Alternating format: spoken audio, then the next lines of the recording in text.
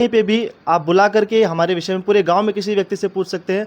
आज तक कोई भी गाली गलौज हमारे परिवार का नहीं हुआ है। बाकी जो आरोपी जिन्होंने आरोपी लगाया है उनके बारे में अगर आप पता करेंगे तो उनके पास दो से चार मुकदमे होंगे और गाली गलौज देने वाली प्रक्रिया हमारे गांव में प्रतिदिन वो करते हैं। में हमसे आगे कैसे बढ़ सकता है? तो क्या योगी जी का यही प्रावधान है कि अगर कोई व्यक्ति पढ़ लिख करके अपने करियर अपने भविष्य का निर्माण करता है तो उसको इस प्रकार के दबंगों के द्वारा दबाया जाए? क्या मैं ये प्रश्न पूछता हूँ योगी जी से या फिर हमारे दर्शकों से, क्या ये उचित या अनुचित है कि आपके घर के बच्चे यदि आगे बढ़ रहे हैं, किसी प्रक्रिया से पढ़ रहे हैं, कठिन परिश्रम कर रहे हैं तो उनको रोका जाए जिस प्रकार से अन्य समाज के लोगों को किया जाता है? सब पे मैं 500 और 499 के तहत मानहानि का दावा ठोकता हूं। और रही दूसरी व्यक्ति, इन पे जो हमारे आरोप लगाए गए हैं कि मैंने आक्रमण किया है, तो मैं भारतीय दंड संहिता 99, 93, 100, 103 के तहत ये इनको बताना चाहता हूं कि यदि आप किसी भी व्यक्ति पे, उसके जान पे, उसके सम्मान पे अगर ठेस पहुंचाने का प्रयास करेंगे तो आपकी प्रतिक्रिया फलस्वरूप कुछ ना कुछ परिणाम जरूर आएगा। एक सवाल और, कहाँ तक सही है? नहीं, ये बातें बिल्कुल सत्य नहीं है। कुल्हाड़ी से कोई वार नहीं है, बस ये डंडे और ईंट का वार था। और ईंट उन्होंने ही चलाया, ईंट हम लोग कोई नहीं चलाए थे। और ईंट वही हमको बच के, जो हमको नहीं लगा वही ईंट उसके ऊपर लग गया था, सुशील सिंह के ऊपर। अच्छा, कौन वो ईंट चलाया था?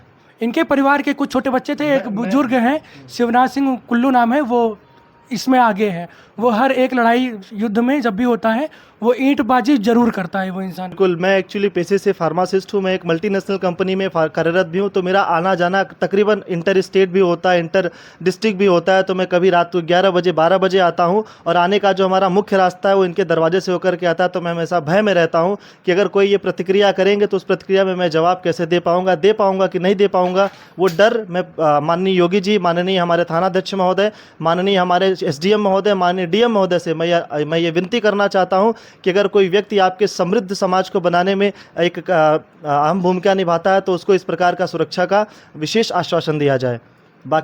बाकी जो भी हो, आरोपियों के खिलाफ कड़ी से कड़ी कार्रवाई की जाए, क्योंकि हमारे भाई के हाथ में चोट आई है और उनके सर में चोट आने का कारण वही कारण है क्योंकि जब हम दोनों साथ में थे तो उन्होंने हमको गिरा दिया था। जो उनका एक कथन है ना कि हमने उनको गिरा दिया था, तो हम दोनों साथ में गिरे थे। हमारे सर पे पत्थर से मारने का प्रयास किया गया था जो हमारे सर पे ना रख करके उनके सर पे लग गया है। पत्थर चलाए गए तो मैं अपने आप को बचाते हुए भागा और दुर्भाग्यवश वही पत्थर इनको जाकर के लग गया। इनके द्वारा चलाया हुआ पत्थर ही इनके सर पे लग गया, जिसकी वजह से इनके सर पे इतना ज़्यादा चोट आ गया। चित्र में अभी भी विलंबित हैं, जो कि इनका प्रकरण अभी चल रहा है, जिसमें इनको वरीयता नहीं मिली है।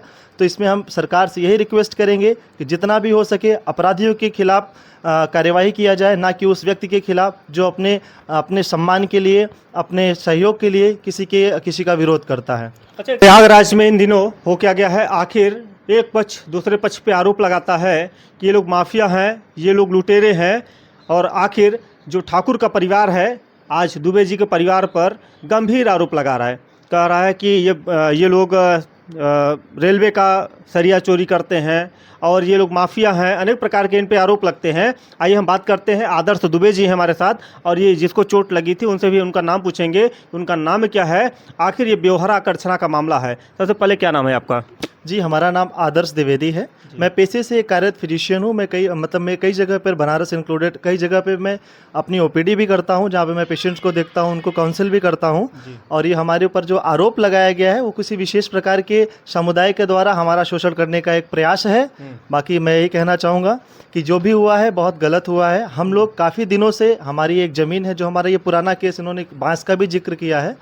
फलस्वरूप ये है कि जो बांस है इनका वो हमारे ही ज़मीन में है, इनका वहाँ पे ज़मीन है ही नहीं बिल्कुल।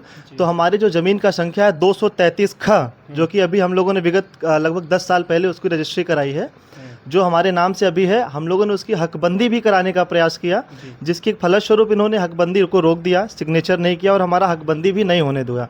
तो मेन जो हमारा इनका कारण है वो हमें ये है कि ये हमें आगे नहीं बढ़ने देना चाहते हैं, क्योंकि ये जो ज़मीन हम लोगों ने रजिस्ट्री कराई है ये इन्हीं के परिवार की ज़मीन हुआ करती थी। और उस दिन का बस प्रकरण यही था कि एक सम्मानित नागरिक होने के नाते, एक अच्छा व्यक्ति होने के नाते हमने बस इनकी गाली गलौज का विरोध किया था। और उस विरोध के फलस्वरूप ये हमें जान से मारने का प्रयास और हमें धमकी देना कि हमारी सरकार है, आप कुछ नहीं कर पाएंगे, आप जो भी होंगे कहीं और के होंगे, हम ये हैं। क्योंकि ये भैया कथित रूप से ये पुराने अपराधी रह चुके हैं। किसी विशेष केस में इन्होंने बूथ कैप्चरिंग किया था, जो कि इन्होंने डायरेक्ट सरकार को चुनौती चुनौती दी थी कि अगर हम बूथ कैप्चरिंग कर सकते हैं तो हम आपके चुनाव की व्यवस्था को भी भंग कर सकते हैं।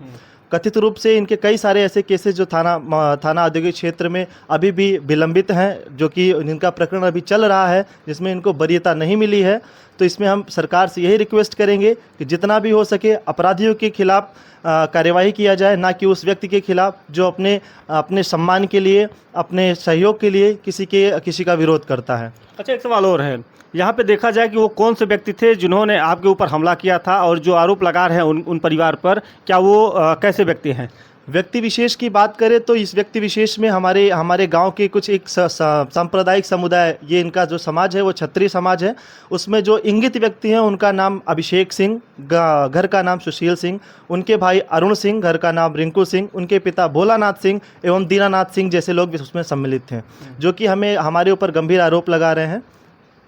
अच्छा, ये बता रहे हैं कि वो लोग एक आरोप और लगाए थे कि हमारी बहन बेटियां जब स्कूल जाती हैं तो हमारी बहन बेटियों के ऊपर गंदा कमेंट करते हैं आप लोग। ये तो आरोप सरासर अब उनकी मंशा है, वो आरोप लगा सकते हैं। बाकी हमारे बारे में, हमारे घर की बच्चियां, क्या मैं प्रकरण देता हूं, हमारे घर में जो बच्चियां हैं, एक भी ऐसी बच्चियां नहीं है जो पोस्ट ग्रेजुएट और ग्रेजुएट ना हो। हमारी बहन वर्तमान में बैंक ऑफ इंडिया में हेड कैशियर के पद पे तैनात है। हमारे छोटे चाचा भारतीय सेना में हवलदार के पद पे तैनात है। मैं स्वयं एक सरकारी सर्विस, मतलब मेरा एक फर्म, अगर आप बात करें मेडिसिन लाइन में तो एक कंपनी है इंडियन इंडियोलॉजिकल लिमिटेड, उसमें मैं स्वयं अर्ध सरकारी पद पे नियुक्त था, जिसको मैं छोड़ करके किसी दूसरी कंपनी में भी कार्यरत हूँ। मेरी कंपनी का नाम है सनोफी पास्चर, जो कि फ्रांस की मल्टीनेशनल कंपनी है, उसमें मैं कार्यरत हूँ, जिसमें 5 जिला जौनपुर, इलाहाबाद, बनारस, मुगलसराय और मुगलसराय के बाद मुगलसराय देखता हूँ। ये 5 जिलों को मैं देखता हूँ। यहाँ के कोई भी डॉक्टर हैं जो हमें परिचित, एकदम मेरे फेस टू फेस परिचय है इनका है हमारा। बस इसी संबंध में ये कहना चाहता हूँ, ये सारे आरोप बिल्कुल गलत हैं। मैं इनसे आर्टिकल आईपीसी की धारा 499, 500 के तहत मानहानि का दावा ठोकता हूँ। इनके पूरे परिवार की जितनी भी औरतें हम पे इस तरीके का दावा की हैं, उन पे मैं 500 और 499 के तहत मानहानि का दावा ठोकता हूँ। और रही दूसरी व्यक्ति, इन पे जो हमारे आरोप लगाए गए हैं कि मैंने आक्रमण किया है, तो मैं भारतीय दंड संहिता 99, 93, 100, 103 के तहत ये इनको बताना चाहता हूं कि यदि आप किसी भी व्यक्ति पे, उसके जान पे, उसके सम्मान पे अगर ठेस पहुंचाने का प्रयास करेंगे तो आपके प्रतिक्रिया फलस्वरूप कुछ ना कुछ परिणाम जरूर आएगा। एक सवाल और, उन्होंने एक आरोप और लगाया था कि जब ट्रैक्टर हटाने की बात होती है तो आप लोग गाली गलौज, माँ बहन की भद्दी भद्दी गालियाँ दे रहे थे, और उसके बाद जब उन्होंने मना किया तो आप लोगों ने उनके ऊपर कुल्हाड़ी से वार कर दिया। ये कहाँ तक बात सही है? ये बात सरासर गलत है। प्रयोजन ये था कि ये हमारे घर के सामने एक हमारे परिवार के लोग हैं, उनका भूसा लेकर के आए थे। भूसा लेकर के आए थे तो भूसा लेकर के जा रहे थे, तो एक व्यक्ति, हमारे गाँव का एक व्यक्ति विशेष है जो बड़ा निम्न वर्ग से संबंध रखता है, उसको ये गाली गलौज दे रहे थे। तो एक सम्मानित नागरिक होने के नाते हमने इनसे ये कहा कि भैया यहाँ पे गाली देना अच्छी बात नहीं है, आप अपने घर पे गाली दीजिए। तो बस इसी बात पे इन्होंने हमें गाली देना शुरू कर दिया और हमारे ऊपर आक्रमण इन्होंने शुरू कर दिया।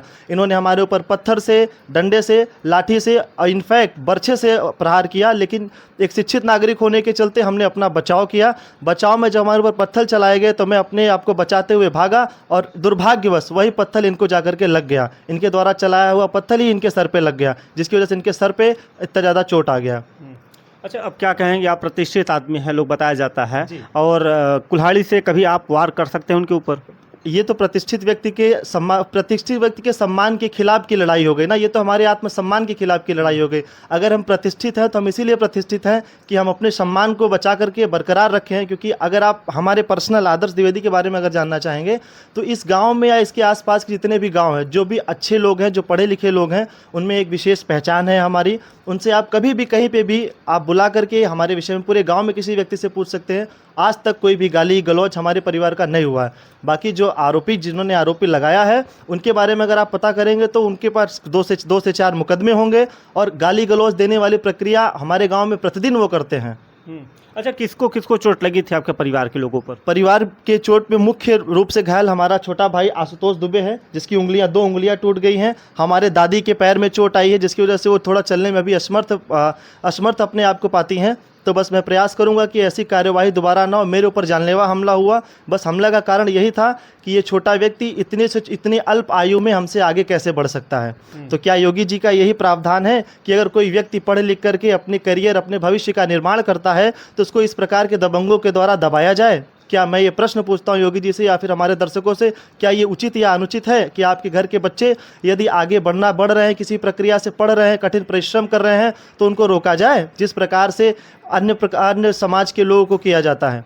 सबका साथ सबका विकास का नारा जो है सरकार का, कहते हैं सब शिक्षित बने सब आगे बढ़ें, तो इस पे क्या कहेंगे आप? सब शिक्षित बने सब आगे बढ़े, इसके साथ में हूँ। मैं सरकार का इस विषय पे समर्थन करता हूँ, लेकिन जो आरोपी व्यक्ति हैं उनका कभी ना विचार बदला है, ना व्यवहार बदला है, ना उनकी निष्ठा बदली है। उनका निष्ठा उनके उसी कार्य के प्रति है कि हमको सामने वाले को परेशान करना है, शोषण करना है। बस मैं सरकार से यही अपील करूंगा कि जो हमारे ऊपर गंभीर आरोप लगाए गए हैं वो बेबुनियादी हैं। मैं संविधान के तहत इन पे 307 अटेम्प्ट टू मर्डर का केस बनाना चाहता हूं। उसके बाद मानहानि और जो भी हमारे व्यक्तियों के द्वारा एक आध दो चोटें उनके परिवार में आई हैं, उनके लिए मैं बस यही कहना चाहूँगा कि आर्टिकल 99 के तहत हमें अधिकार मिलता है कि अगर हमारे सम्मान पे, हमारे जान पे अगर कोई आक्रमण करता है तो हम उसका प्रतिक्रिया अपना बचाव करें।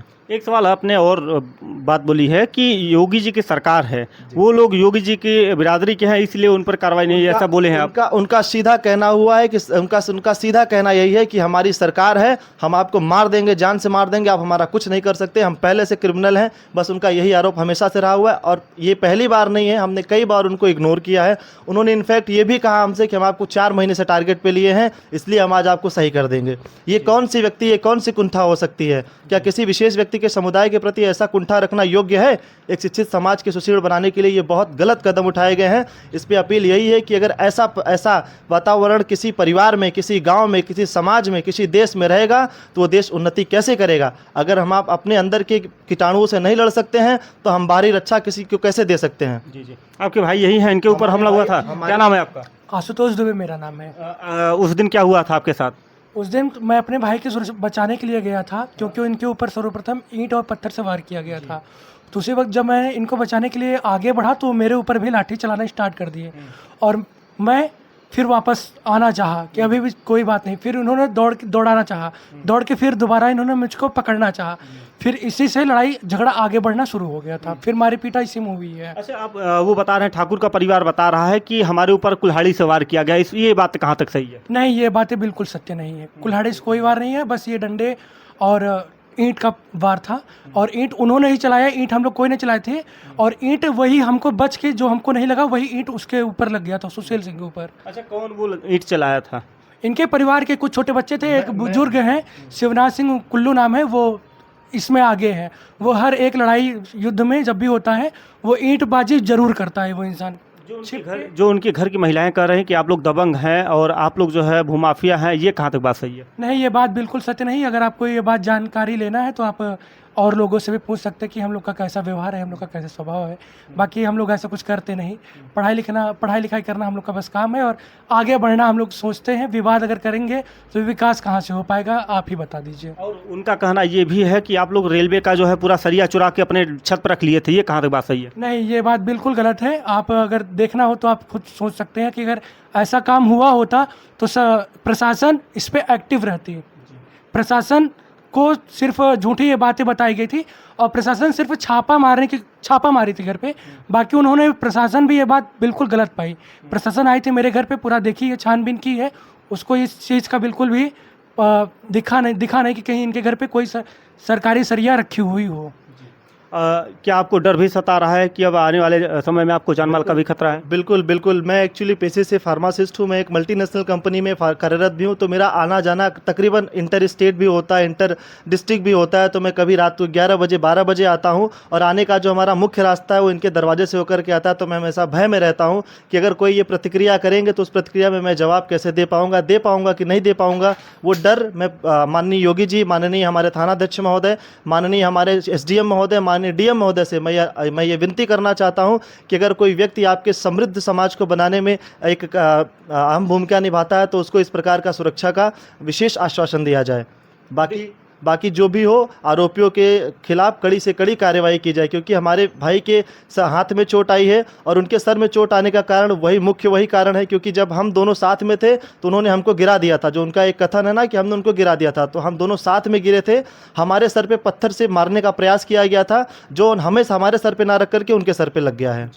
देखिए, आज दुबे जी का परिवार आज डरा हुआ समा हुआ है कि कहीं आने वाले समय में कोई इनके ऊपर हमला न कर दे। इसलिए ये लोग अपनी जान माल की सुरक्षा के लिए प्रशासनिक अधिकारियों से ये गुहार लगा रहे हैं कि योगी जी हमारी बातों को सुनिए, और आला अधिकारियों से विनम्र निवेदन कर रहे हैं कि हमारी बातों को सुनकर हमारी रक्षा करें। आप लोग कमेंट जरिए बताइएगा कि क्या जो ठाकुर जी का परिवार है, क्या इनके ऊपर जो दुबे जी के परिवार के ऊपर आरोप लगा रहा है, क्या सही है या गलत है। बहुत बहुत धन्यवाद।